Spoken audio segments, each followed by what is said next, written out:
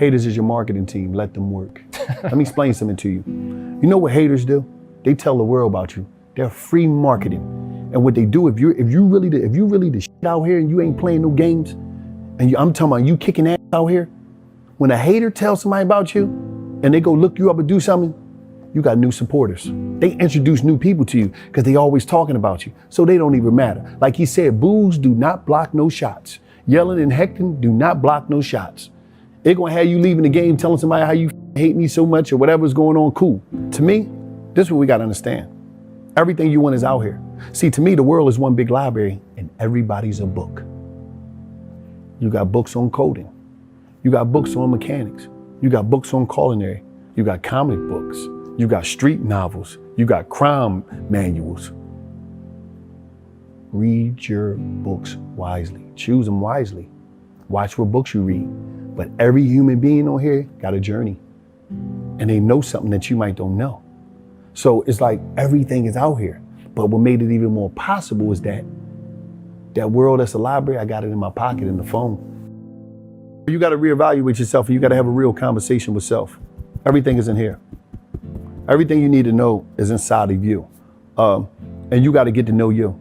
Sometimes you got to remove yourself from people, places, and things that's not going to allow you to embrace the reality and your individualism of who you are. And that's what's important. That's the most important ever. And it's already in you. People tell me, why is you asking me? You know your journey. You know what's holding you back. You know the horrors of your life. You know the joys of your life. You know who your parents was, the house you grew up in. What affected you? Whereas though you feel as though you stopped growing, you stopped living, you stopped dreaming. What moment? When was that?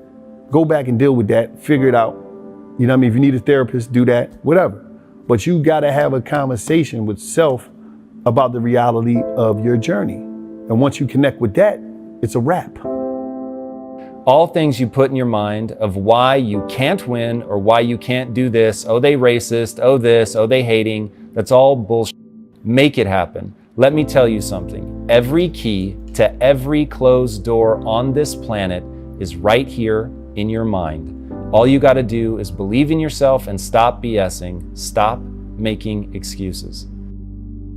I don't have time. Time is not waiting for me. Time is not my friend. Time don't like nobody. Time hate all of us. Time is trying to stay away from us. You think I'm gonna waste the rest of the time that I got to be operating out here, crying and complaining, blaming somebody? No. You know how much time and energy people spend? The average person, and I'm just doing a ballpark figure, they spend years and years, maybe a decade complaining and whining, and still nothing changed. I could be using that time to change my life. I could be using that time to embrace the reality of life and the reality of the shit that I've done to put myself. I paid for my ticket. I got on the train. It was many stops that came. I didn't get off at them stops. I went to the final destination of the bullshit that I was living in. I enjoyed being that. I was married to the streets of Philadelphia. I enjoyed that dumb shit. So I had to, I went through the process of that dumb shit. I grew up. I evolved from that. Now it's time to live. Now it's time to just be out here on a journey through life, experiencing new things, new ideas, exposure. And that's what I realized. A lot of us don't expose ourselves to new things, new ideas. We're not open to different, open to change. And that's what helped me. I became open to all this shit. And so I'm like, okay, damn, that's different. Let me try that. Damn, let me jump out of a plane. Damn, let me do this. Like some real shit. And and like while I'm here, I'm living this shit out. Because I'm gonna tell you some real time, when I die, it's going to be a party in that graveyard because my tombstone is going to be playing music and bouncing all around the graveyard. I'm not going to be laying dead because that dash that's between the year I was born and the year I die, that is going to be breakdancing off that tombstone because I'm leaving all that here. I'm leaving it here. So it's like, why the should I complain? I heard you say once that you only die once, but you live every day. I live every day. You see what I'm saying? You think about that. That day that you die once. See, a lot of times people put living as just one big thing. It's not no one big thing. It's things, it's days. Every day you doing something different. Think about this. 50 something months ago, I was sitting in a cell, waiting to go to trial, standing for count. Now I'm in the Hollywood Hills with you. Think about that. I walk right out of here and I look at the whole LA. I can see every tired part of LA. Every movie I ever seen, everything I ever seen is right down in there. Think about this, man. I'm out here doing what I want to do. go from prison to closing multi-million-dollar deals and doing speaking all over the. Come on, man. You know why? Because I wasn't going to be a victim of self. See, a lot of people be victim of self. This victimization, this self-victimization. Oh, why me? Oh, this is happening. Why this is doing to me? Oh, I'm black. Oh, I'm this. I live in the ghetto. I'm from deep in the ghetto. I come from the ghetto, Tom. But I'm out here making shit happen, and I got to show these young kids in the inner cities of America, or kids, period, not just the kids, but I focus mainly on them because they're still sponge, they're still impressionable, they're still trying to figure out life. And like a lot of times adults, they be locked in already on what they want to do. They just know how to disguise the bullshit that they claim that they want to let go of. They just know how to put a different uniform on it. Kids, they're growing up, they're impressionable, and their imagination is everything. And that's something that's very important in my journey, my imagination. Now, prison breaks most of the people that it touches. Yes. But the people that survive, again, the same thing, never going back. They build up this energy, and that escape velocity is crazy.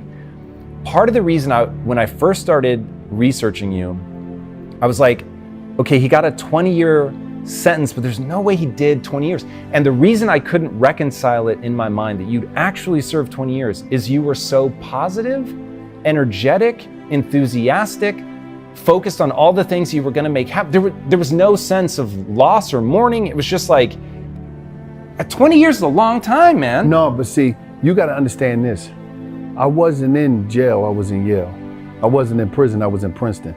I wasn't in the state pen, I was in Penn State. How the do you think like that? Because you know why? I took the time and I say, okay, this is time for me to, educate myself.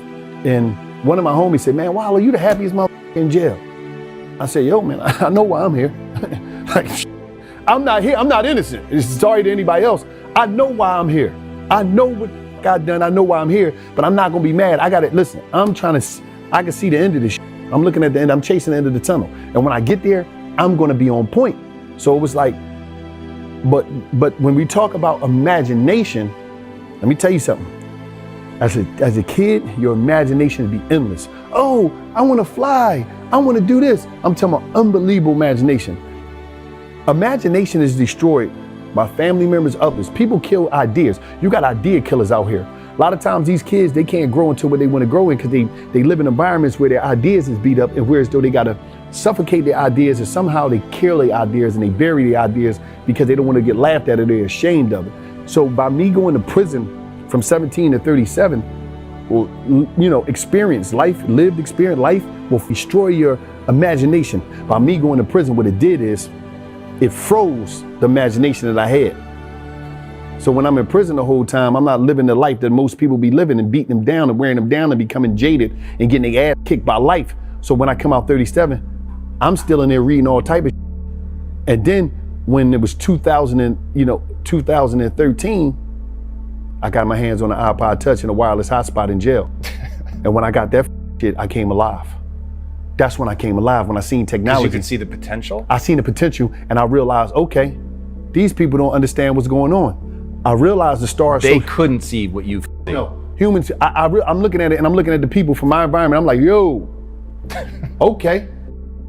When did your dreams die?